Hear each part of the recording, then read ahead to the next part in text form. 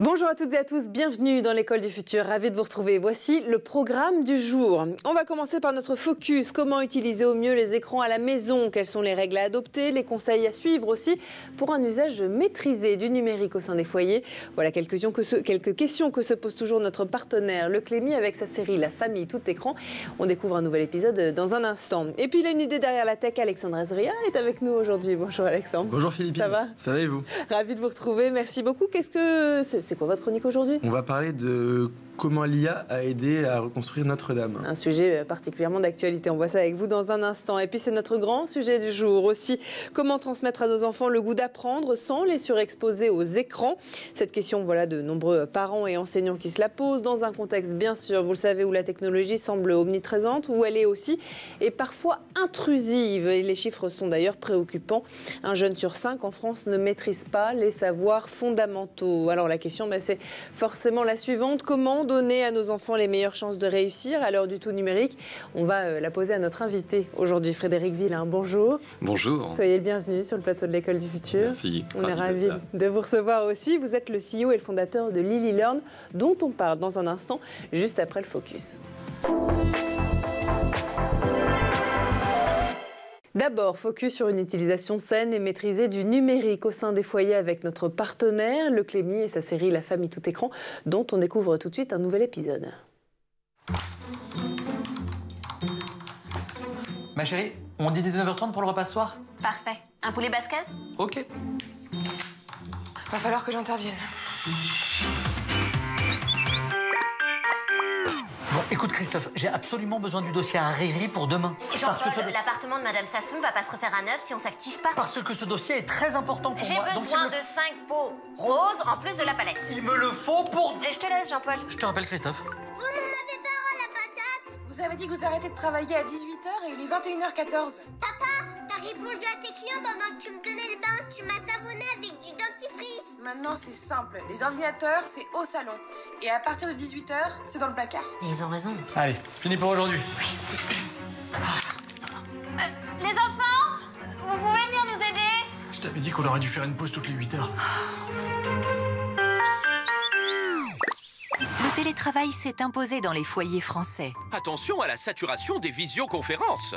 Mettez en place des règles strictes pour marquer une vraie frontière entre votre vie privée et votre vie professionnelle. Un employeur ne doit pas vous solliciter en dehors des horaires établis. Si vous le pouvez, essayez de dédier un espace chez vous. Cela permet d'empiéter moins sur les autres pièces de vie. Donc en ce moment, vous me disiez que vous étiez au bord de la dépression. Oui, j'en peux plus, docteur. Je suis en surdose. On m'utilise tout le temps depuis le confinement. Je vais craquer. Parlez-moi de ces longues journées. Allez, on passe à notre grand sujet du jour. Dans une France où plus de 20%, rien que ça, des jeunes peinent encore à maîtriser la lecture, l'écriture ou encore le calcul, certaines initiatives allient innovation technologique et pédagogique pour offrir une expérience d'apprentissage ludique et puis surtout sans compromis sur le développement cognitif. Alors la question qu'on se pose, c'est faut-il bannir les écrans pour protéger nos enfants? Et si la réponse, peut-être, n'était pas de tout refuser, mais plutôt de réinventer nos outils éducatifs. On pose la question tout de suite à notre invité dans la première partie du talk. Notre invité justement aujourd'hui, Frédéric Villain, je rappelle que vous êtes le PDG, CEO et donc fondateur de Lily Learn. Alors pour celles et ceux justement qui ne connaissent pas forcément Lily Learn, avant de parler de votre nouveau produit que vous êtes venu nous présenter aujourd'hui, est-ce que vous voulez bien nous présenter d'abord cette entreprise, cette aventure entrepreneuriale qui est la vôtre? Oui, volontiers, mais ravi d'être là. Lily Learn, c'est avant tout une société que j'ai créée il y a 4 ans, qui part du postulat de base qui est d'essayer d'adresser les fondamentaux, l'apprentissage des fondamentaux pour les tout petits. Donc un public en dessous de 5 ans, avec une ambition, c'est que personne passe à travers les mailles du filet.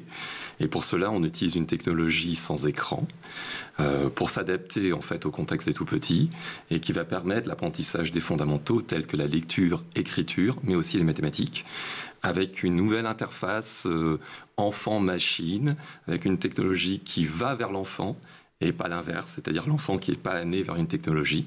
Donc on a repensé cette conception en créant cette plateforme et qui s'appuie sur notre produit phare, le Lit les mots, qui adresse l'écriture et la lecture des tout-petits. Alors justement, on va en parler. Merci pour cette introduction, Frédéric. L'île et mots, c'est donc, on le comprend et on va peut-être le voir à l'écran, bien plus qu'un simple jouet sans écran. Qu'est-ce qu'on fait avec ça? Comment ça fonctionne? Je voudrais bien plus d'informations. Alors, le Linemo, c'est un concentré de technologie qui permet d'essayer de, comme je le disais, d'amener la technologie à l'enfant pour découvrir. Donc, vous avez des cubes comme on a créé, qui est cette interface. C'est la bonne vieille Madeleine de Proust pour tous. Ça rappelle la petite enfance. Et vous allez pouvoir oraliser tous les sons des lettres et pouvoir les fusionner en les posant. Vous allez entendre en fait ce qu'on appelle les phonèmes. Et c'est l'association des phonèmes graphènes. Et ce n'est pas basé sur un vocabulaire préalablement défini. Souvent, nos jeunes lecteurs en herbe commencent justement à former des sons qu'ils créent. Vous allez créer des sons, les entendre, vous allez commencer à faire des creux avec un GR, K ou ce genre de choses. Donc vraiment pas basé sur un vocabulaire qui existe, vraiment intéresser l'enfant à rentrer par cette création de sons. Et on va commencer à l'introduire dans la lecture par l'introduction du vocabulaire. Parce que c'est bien de commencer avec des sons, mais se faire comprendre par l'autre commence par aussi sur un vocabulaire commun. Et c'est comme ça que les enfants commencent à la lecture, mais surtout une technologie qui se veut ludique, mais à vocation essentiellement pédagogique, parce que la promesse, elle est forte, c'est que tout enfant sache lire et écrire le plus rapidement possible. Comment vous avez eu l'idée? Parce que quand on voit ce constat, 20% des jeunes qui peinent encore à maîtriser la lecture, l'écriture et le calcul, franchement, ça fait un peu peur, quoi. Ça fait peur. Quand on voit les résultats, par exemple, des tests PISA aussi, on oublie que les tests PISA, c'est souvent vers 14 ans et 15 ans qu'on passe les tests. Donc, quand on a des 20%, c'est qu'il y a des difficultés. Donc savoir lire et écrire, c'est savoir décoder, encoder et surtout comprendre. Nous, on a voulu vraiment un chemin initiatique du petit enfant vers ce décodage, encodage et vers la compréhension. La compréhension qui est souvent un palier qui est pas souvent maîtrisé et que le jeune scolaire va subir durant toute sa scolarité. Donc on a voulu essayer d'établir des fondamentaux extrêmement forts avant 5 ans. Pour baser sur les recommandations de l'OMS qui est de préconiser pas d'écran avant 5 ans. Et on le fait par cette technologie avec justement du décodage-encodage pour ceux qui connaissent un petit peu ce public des professeurs des écoles et après sur la compréhension qui va permettre à l'enfant de comprendre le contexte. Alors c'est intéressant, merci pour celles et ceux qui ne connaissent pas justement l'encodage et le décodage. En fait c'est au cœur de votre pédagogie. C'est au cœur de la pédagogie qu'on va retrouver sur l'ensemble des langues, c'est-à-dire qu'il faut le voir comme ce décodage et cet encodage comme un palier nécessaire pour maîtriser quelles que soient les langues. C'est pour ça que nous avons aussi le Linemo en langue anglaise ou en langue étrangère. Nous l'avons même en braille, c'est-à-dire cette ouverture d'esprit de dire que tout se passe sur l'encodage, décodage, avec un côté très ludique. Ouais. Et après, on va introduire le contexte, la grammaire, ses difficultés. C'est-à-dire que, si je peux me permettre, l'enfant est pris au piège de façon ludique et sans contrainte dans cet apprentissage de lecture et on lui donne ces bases qui vont être nécessaires dans tout son parcours scolaire. Ces bases, justement, est-ce que vous pensez que le système actuel français, ou en tout cas le système éducatif, favorise suffisamment justement l'apprentissage des savoirs fondamentaux? Quelque part, vous venez répondre de manière ludique, peut-être un manque de l'éducation nationale? Un manque et surtout, je pense que c'est surtout des moyens. C'est-à-dire qu'aujourd'hui, avec le nombre de classes, de personnes, on a des professeurs d'école formidables, mais avec des classes surchargées. Donc on a tous eu ce professeur qui fait la différence. Et nous, on a voulu créer cette expérience le plus tôt possible avec les tout-petits. Et pour cela, plus qu'une méthode révolutionnaire, je dirais que c'est une digitalisation des méthodes pédagogiques des enseignants. Donc nous nous mettons au service des enseignants, leur permettant en fait de digitaliser leur savoir-faire de façon plus rapide, un gain de temps, c'est-à-dire les aider aussi dans la préparation des cours, parce que souvent on a l'impression que maternelle, grande section, CP, eh bien ça se prépare aussi énormément. Et je dirais que tout se joue avant 7 ans, donc cet âge de raison, on a voulu nous l'aider, en fait le professeur des écoles, à faire que, comme je le disais, personne passe à travers les mailles du filet, et d'essayer de proposer un outil qui permet l'individualisation de l'enseignement pédagogique et surtout en autonomie. C'est-à-dire que l'enfant est amené à jouer en autonomie, à apprendre en autonomie, ce qui fait qu'on peut là avoir un retour d'expérience et faire ce qu'on appelle la remédiation, c'est-à-dire réadapter vraiment ce parcours pédagogique de façon personnalisée et appropriée. Quel regard vous portez, Alexandre, Vous venez de sur Lily répondre. J'avais une question en particulier. On parle des petits, des tout petits. C'est souvent des âges où on est amené à être avec nos parents quand on fait une certaine activité, quelle qu'elle soit. Est-ce que dans votre méthode, le parent a un rôle à jouer? Est-ce qu'il doit accompagner l'enfant ou est-ce qu'on le laisse complètement seul avec ses petits cubes à jouer en autonomie complète? Au contraire, on a voulu souhaiter que le parent soit aussi impliqué, que ce soit même les grands-parents, parce qu'aujourd'hui, on a beaucoup de grands-parents qui s'intéressent aussi à l'éducation de leurs petits-enfants. Et donc, ce qu'on a voulu impliquer, c'est de ne pas remplacer, de ne pas inonder le parent de méthodes pédagogiques et de sophistication. On veut avant tout que ça soit une expérience qui reste ludique. On place au centre de notre trio gagnant le professeur des écoles. Et en fait, le parent est invité à participer, à accompagner, à encourager. Parce que toute la différence dans les méthodes pédagogiques, c'est l'encouragement, l'attention qu'on y porte. Et on a voulu vraiment replacer dans ce contexte le parent qui devient accompagnateur de la réussite et éventuellement ne serait-ce que de l'expérience de la lecture et de l'écriture pour son enfant. Alors justement, je voudrais qu'on revienne sur ce chiffre dont j'ai parlé tout à l'heure, 20% des jeunes qui ne maîtrisent pas les savoirs fondamentaux. Ça, c'est les résultats de tests de lecture réalisés notamment auprès de jeunes de 16 à 25 ans lors de la journée défense et citoyenneté. C'est dû à quoi ça? Est-ce que les écrans justement ont une responsabilité? Raison pour laquelle aussi vous avez choisi une solution sans écran, non seulement parce que les enfants sont jeunes. Vous avez fait le constat justement, et tout le monde d'ailleurs dans les recherches, les publications disent que les écrans sont nocifs pour les enfants. Plus ils sont petits, plus ils sont nocifs. Mais à qui la faute, quelque part? Je dirais que c'est un peu le pharmacon, pour reprendre ce que disait Bernard Stiegler. C'est-à-dire que ce n'est ni un remède, ni une solution, un poison. Nous, ce qu'on a voulu vraiment permettre, c'est de suivre les recommandations qui sont aujourd'hui données, par exemple, par l'OMS, qui dit moins de 2 heures d'écran avant 5 ans. C'est-à-dire que la technologie représente pour nous une possibilité de réussite aussi également. C'est pour ça c'est un condensé de technologie qui se veut être caché. Et on a voulu qu'une technologie s'adapte plutôt à ces tout-petits. D'où les cubes, d'où on s'attarde en face, ce côté multisensoriel, l'évolution. On a voulu aussi que l'imagination prédomine, parce que qu'est-ce qui est plus beau que l'expérience que la lecture? Lorsque vous lisez un roman, vous serez la seule à voir, par exemple, le personnage à l'adapter, même avec tout le talent d'écriture, etc. C'est ce côté qu'on a voulu essayer de préserver, en laissant libre cours à l'imagination, mais en y amenant quand même une technologie suffisante, qui est c'est de l'IA embarquée. On va dire qu'on va pouvoir réaliser la fusion, l'acquisition du son. Vraiment un postulat qui est de dire on va vers l'enfant. Je pense qu'aujourd'hui, ces résultats, cette technologie, c'est du fait que vraiment, vous pouvez tout corriger avant 7 ans, on le croit. C'est aussi quelque chose qui est important pour nous. C'est possible, c'est-à-dire avec de l'attention, du temps, ce qui manque aujourd'hui beaucoup dans les classes aujourd'hui. Mais le bon vieux percepteur moyenâgeux ou ainsi de suite aurait pu faire toute la différence, c'est-à-dire avec un cours qui se veut être particulier, une attention particulière. Oui. Nous, on pense que la technologie peut aider, ou au moins être un support qui permet justement d'être, je dirais, la troisième main d'un professeur des écoles et lui permettre d'avancer dans cet apprentissage. Alors justement, Frédéric, ce que je vous propose, c'est de continuer à en parler dans un instant, parce que tout ça est particulièrement intéressant. D'abord, on va faire un petit tour du côté de la planète tech. Images et vidéos, c'est le Zap et c'est l'œil de Jean Martineau.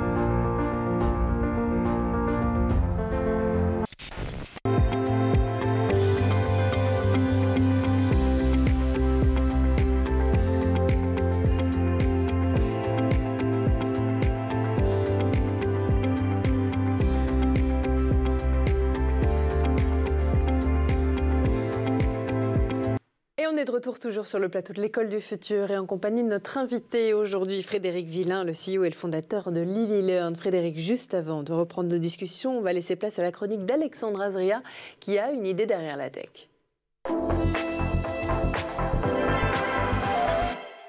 Alexandre, avec vous. Aujourd'hui, on va parler de la renaissance de Notre-Dame de Paris qui a fait bien sûr l'actualité ces derniers jours, mais avec vous sous un angle bien particulier, celui bien sûr des nouvelles technologies et de l'intelligence artificielle. Alors une question pour vous, Alexandre, d'abord pour commencer, comment l'intelligence artificielle et les technologies avancées ont-elles justement contribué à cette reconstruction que je crois on peut qualifier d'historique? Exactement. Bonjour Philippine. Oui, donc c'est une véritable démonstration, comme on l'a dit, de l'impact que va pouvoir avoir l'IA et les technologies sur notre patrimoine. Avec l'incendie qu'on connaît tous malheureusement de 2019, reconstruire un monument aussi complexe que Notre-Dame aurait pu prendre des décennies. Grâce par contre au scan 3D et comme on va le voir à l'intelligence artificielle, ça a permis en fait de reconstituer la cathédrale en un temps record et surtout avec des datas qu'on n'avait pas auparavant. Alors justement, vous nous parlez de scan 3D. Est-ce que vous voulez bien, Alexandre, nous parler justement de ça? Comment ça fonctionne concrètement? Exactement. Donc, avant l'incendie, déjà, l'historien Andrew Talon, que vous connaissez peut-être, avait réalisé un scan 3D de Notre-Dame. D'accord. Avec des lasers, avec ce qu'on appelle des scanners en laser même. Et donc, ces appareils ont capturé des milliards de points de données pour créer une réplique numérique exacte de la cathédrale. C'est un peu, si vous voulez, comme une sauvegarde numérique. Et après l'incendie, en fait, ces données sont devenues une ressource, comme vous pouvez l'imaginer, inestimable pour comprendre précisément comment chaque élément de l'édifice était assemblé avant l'incendie. Et l'intelligence artificielle dans tout ça, Alexandre, quel rôle elle a joué? Alors l'IA a joué à plusieurs niveaux. D'abord, elle a aidé à analyser ces énormes quantités de données qu'on avait issues des scans. Et grâce à des algorithmes de machine learning, les ingénieurs ont pu identifier les zones endommagées ou des irrégularités qu'on appelle structurelles qui pourraient potentiellement poser problème lors de la reconstitution. Ça, c'est pour la première partie. Pour la seconde partie, l'IA a permis de simuler différents scénarios de reconstruction. En fait, elle va par exemple pouvoir prédire le comportement des matériaux et des structures une fois en place et adopter et s'assurer que tout va tenir parfaitement, ce qui est assez utile quand on reconstruit Notre-Dame. Ça, c'est sûr. Donc ça va permettre en fait d'optimiser les techniques et surtout de réduire le risque d'erreur. Alors la question qu'on peut se poser, Alexandre, c'est est-ce que ces simulations sont vraiment fiables? Oui, et d'ailleurs même parfois plus fiables que les méthodes traditionnelles qu'on utilisait auparavant. L'IA va pouvoir en fait simuler tout un tas de paramètres en temps réel, c'est ça qui est important ici, et qui va pouvoir en fait mettre en place des simulations parfois très complexes. On peut penser même à des séismes, des tsunamis ou autres, même si Paris n'est pas sur une faille sismique, ça peut être assez utile. Et on a des logiciels comme Autodesk, qui est l'un des leaders mondiaux des logiciels de design, qui a joué un rôle clé en fait en développant des outils et des solutions qui vont être capables de faire des simulations extrêmement avancées. Ça permet aux artisans, aux ingénieurs d'avoir une feuille de route précise lors de la reconstruction. Donc on résume, l'intelligence artificielle, elle ne remplace pas le travail humain, mais au contraire, elle l'assiste. Exactement. L'IA et les technologies avancées ici sont des coéquipiers, ce qu'on appelle en jargon technique des copilotes. Les artisans, charpentiers et autres utilisent du coup ces modèles numériques comme des guides. L'exemple, on va prendre quelque chose qui nous parle à tous. On sait que Notre-Dame a ce qu'on appelle la charpente de la flèche, qui a été reconstruite ici en utilisant des techniques traditionnelles du Moyen-Âge, mais avec la certitude du coup que chaque pièce va pouvoir s'ajuster parfaitement, et ça grâce aux informations de l'IA. Une belle fusion entre tradition et modernité, ça c'est sûr. Ces technologies, Alexandre, est-ce qu'elles ont un avenir pour d'autres projets de ce type? Oui, absolument. Ce qui a été fait pour Notre-Dame, vous pouvez l'imaginer, ça ouvre des perspectives assez incroyables pour la préservation de notre patrimoine.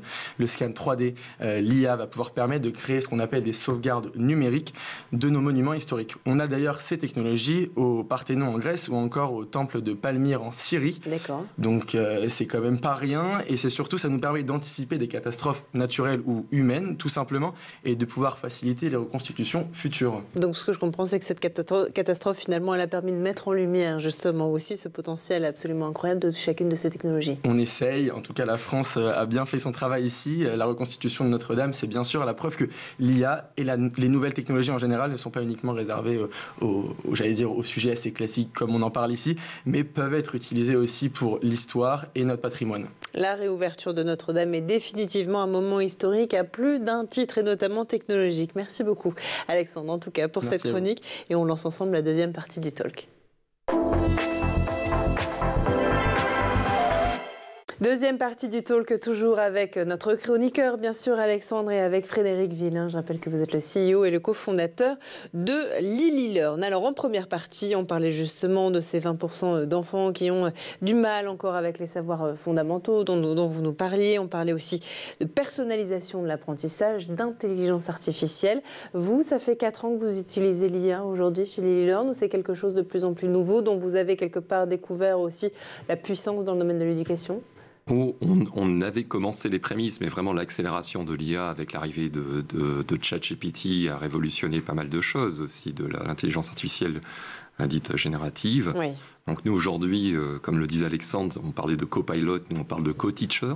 Donc c'est vraiment la notion aussi de pouvoir assister l'enseignant dans son enseignement, pas le remplacer, parce qu'un des postulats c'est de laisser le professeur des écoles au sein du système, de façon à pouvoir digitaliser, d'essayer d'amener cette pratique qui est souvent unique, basée sur l'expérience, de pouvoir en fait d'essayer de la matérialiser et de la reproduire d'année en année, avec d'essayer de digitaliser les meilleures pratiques possibles.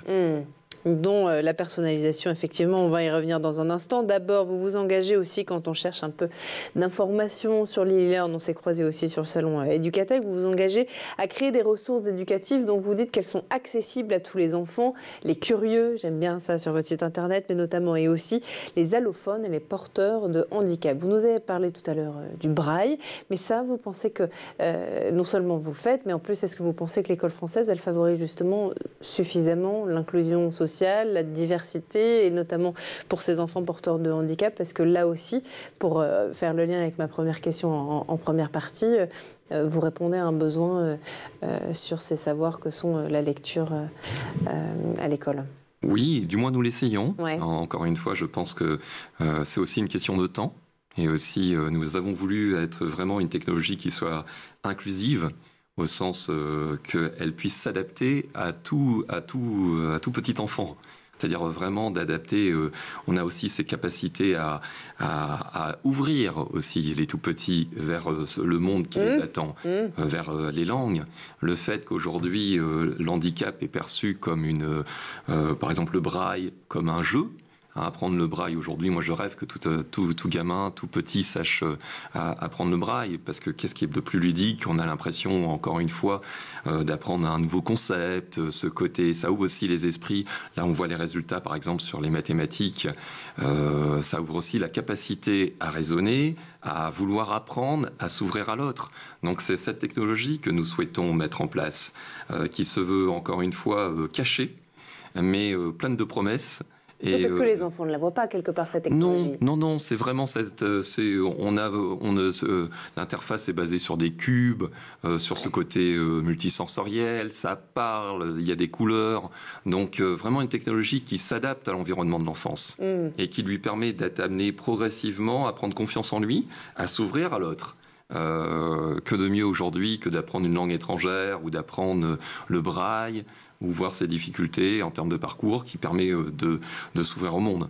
Vous vouliez réagir, Alexandre, rapidement? On voit pas mal de startups, surtout en Amérique, qui sont en train de se monter sur des jeux, des jouets avec de la voix, avec des LLM embarqués. J'aimerais bien avoir votre avis là-dessus. Est-ce que vous pensez que la voix va être une nouvelle interface enfant-machine, comme on l'a dit? C'est ce qu'on a voulu réaliser aujourd'hui. C'est la voix, non seulement aujourd'hui il y a eu des grands progrès qui ont été faits sur la reconnaissance vocale, très peu sur la synthèse vocale. Donc nous aujourd'hui les tons, la voix, le fait d'encourager. Nous aujourd'hui on a inclus par exemple les voix du professeur des écoles, la voix des parents. Vas-y petit Thomas, essaie encore. Ça peut faire toute la différence dans l'apprentissage de savoir ces encouragements personnalisés. Ça veut dire que les parents peuvent enregistrer leur voix pour encourager leur enfant. Tout à fait. Nous générons des histoires à partir de cela. On a un mode aujourd'hui où on a l'histoire dont vous êtes vraiment le héros. C'est-à-dire qu'avec le nom de l'enfant, les personnages qui apparaissent, c'est plus qu'une méthode d'apprentissage. On commence très tôt vers le décodage-encodage, mais on va sur la compréhension, la lecture, donner la passion de lire aussi. Donc c'est possible, et aujourd'hui c'est toute cette technologie qui se veut être cachée et embarquée. On a eu 2 postulats lorsqu'on l'a fait, c'est-à-dire que on a voulu supprimer le fait qu'il n'y avait pas d'écran pour remontrer le côté multisensoriel et s'ouvrir à d'autres sens.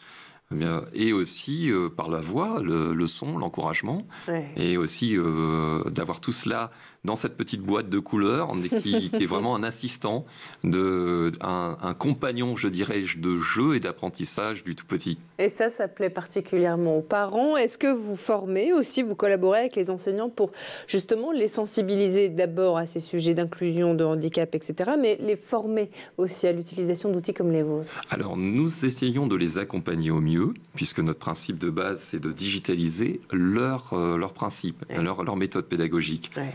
On part sur l'unicité de chaque enseignant.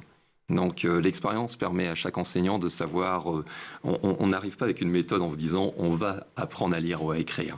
C'est plutôt de digitaliser la méthode qui est connue par Madame Michu, professeure de maternelle et de CP. On va permettre de la digitaliser, de l'accompagner, de la dupliquer, d'avoir un gain de temps, de telle façon qu'elle ne bénéficie pas seulement au petit Thomas, mais à Valérie, à Anne, de l'ensemble de la classe. Et pour cela, c'est cette remédiation personnalisée et cette assistance que nous proposons. Et ça, aujourd'hui, effectivement, et rapidement pour terminer, cette personnalisation de l'apprentissage, on ne l'a pas dans l'éducation française. C'est aussi un constat que vous avez fait. C'est un constat que c'est effectivement, pour essayer de le faire au maximum de personnes, il faut avoir du temps. Et aujourd'hui, les enjeux de l'éducation demain, c'est justement dans cette préparation des cours, dans ce temps, face à des budgets de plus en plus serrés, des classes de plus en plus surchargées, comment consacrer ne serait-ce que quelques heures à ceux qui en ont besoin et qui sont en difficulté. C'est pour ça que la technologie, pour nous, peut être là une solution. Alors justement, et ce sera ma dernière question, vous, ministre de l'Éducation, là, à l'heure où on enregistre cette émission, ils sont tous démissionnaires. Si vous aviez une mesure à prendre, une proposition, ce serait laquelle? Je mettrais l'enjeu sur les tout-petits. Aujourd'hui, on a beaucoup de choses qui ont été faites au niveau du collège et du lycée. Quid de la maternelle, à l'heure de suppression de postes au niveau maternel, mais pour moi, tout se joue avant 5 ans. Donc aujourd'hui, lorsque c'est l'impact sociétal, on peut corriger des choses très vite avant 5 ans. Après, quelqu'un qui ne sait pas lire, l'impact sociétal de quelqu'un qui subit des difficultés de lecture au nombre des années, c'est vraiment tous ces enjeux qu'on va retrouver au collège, au lycée. Eh bien, nous, on pense qu'il faut plutôt commencer à s'adresser là où tout commence, avant 5 ans. Ça veut dire qu'il faut tester aussi les enfants dès leur plus jeune âge, quand on parle des tests Teams, PISA, etc., qu'il faut démarrer dès encore plus jeune. Alors, je sais qu'on est plutôt, on n'est pas pour des tests, on est plutôt pour essayer d'adapter avec une personnalisation. J'insiste là-dessus. Donc, c'est vraiment proposer la boîte à outils numériques à ces enseignants, les familiariser, c'est-à-dire ne pas entrer en opposition, comme je le disais, ce n'est ni un remède, ni un poison, une technologie, ça doit être utilisé à bon escient, en recentrant au cœur du système le professeur des écoles. Ce sera le mot de la fin. En tout cas, Frédéric, merci beaucoup d'avoir été parmi nous aujourd'hui. Merci. Je rappelle votre solution, donc Lily Learn, et puis ce nouveau produit Lilemo que vous nous avez présenté aujourd'hui. Merci à vous aussi, Alexandre Azria, d'avoir été parmi nous, chroniqueur aujourd'hui. Merci à vous de nous avoir suivis. Et puis comme tous les jours, dès demain, dès 12h30, on se retrouve toujours dans l'école du futur, toujours sur School TV. Et d'ici là, passez une très bonne journée.